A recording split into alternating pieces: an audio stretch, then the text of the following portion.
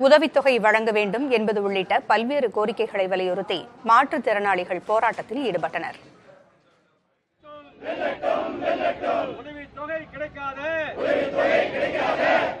ஈரோடு மாவட்ட ஆட்சியர் அலுவலகத்தில் அனைத்து வகை மாற்றுத்திறனாளிகள் மற்றும் பாதுகாப்போர் உரிமைகளுக்கான சங்கம் சார்பில் மாற்றுத்திறனாளிகளை ஆட்சியரிடம் ஒப்படைக்கும் போராட்டம் நடைபெற்றது.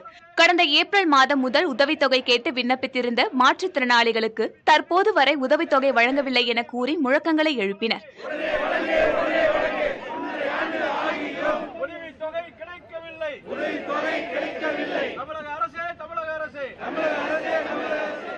போராட்டத்தில் ஈடுபட்ட மாற்றுத்திறனாளிகளை காவல்துறையினர் தடுத்து நிறுத்தியதால் இருதரப்பினரிடையே தள்ளுமுள்ளு ஏற்பட்டது.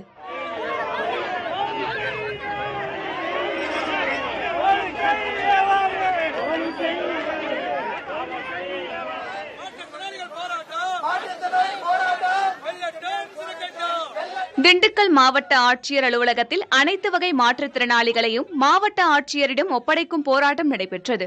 அப்போது ஆட்சியர் அலுவலகத்தின் உள்ளே வராமல் அவர்களை காவல்துறையினர் தடுத்ததால் வாக்குவாதம் ஏற்பட்டது. இதனால் ஆத்திரமடைந்த மாற்றுத்திறனாளிகள் தர்ணாவில் ஈடுபட்டனர். இதையடுத்து 5 பேர் மட்டும் ஆட்சியரை சந்தித்து மனு அளிக்க அனுமதிக்கப்பட்டனர்.